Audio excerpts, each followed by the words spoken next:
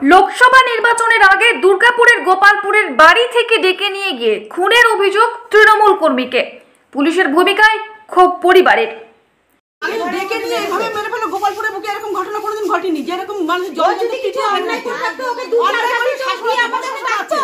লোকের প্রশাসনের কাছে তুলে দিত, তাহলে ও চোররা ছাত্রা ওরা এসে চুরি করতে গেছে তার বাড়িতে।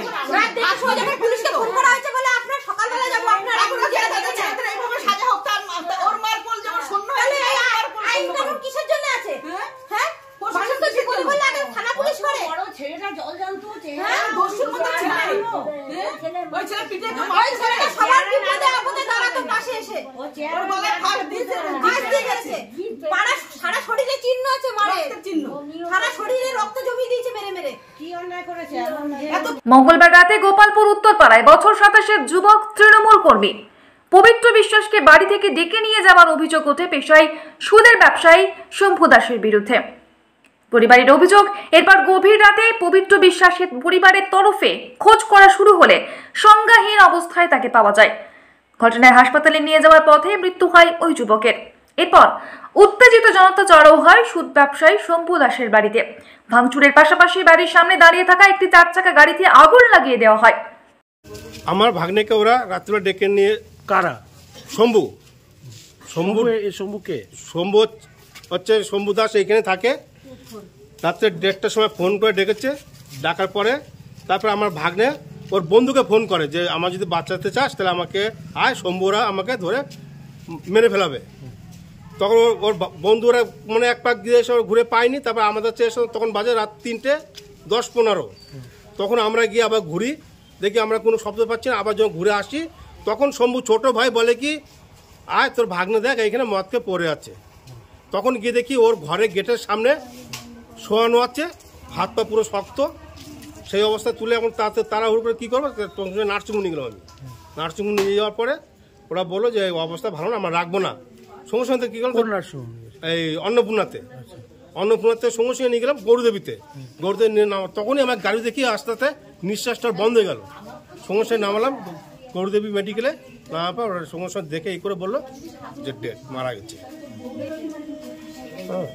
চাইছেন কি এখন আপনারা? এখন চাচ্ছি যে যখন ডেকে নিয়ে গেছে, রাত্রিবেলা পুলিশকে ফোন করলাম, ওই রাত্রিবেলা পুলিশকে ফোনটা হলো, পুলিশ বলে ঠিক আছে আমরা সকালবেলা দেখছি।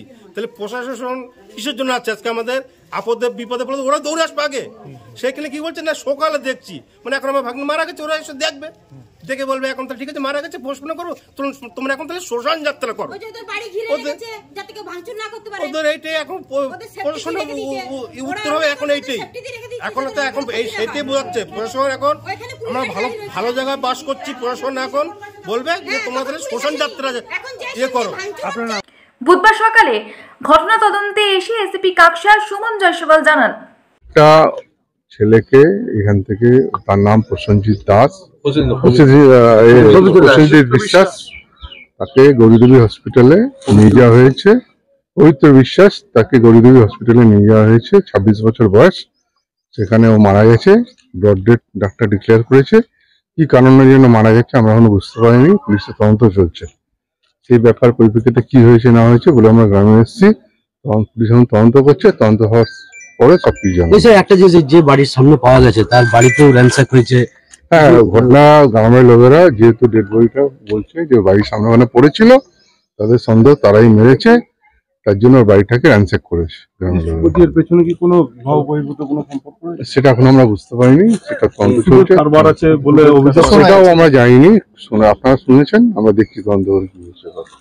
এমত অবস্থায় লোকসভা নির্বাচনের আগে দলীয় কর্মী খুনের ঘটনায় সরব হচ্ছে স্থানীয় তৃণমূল নেতৃত্ব। Bureau report, the e-paper digital. DSMS, a premier management college in Durgapur. Admission open for hotel management, hospital management, tourism management, BBA, BCA and nursing. Excellent training and placement assistance. Join now. DSMS, gateway to success.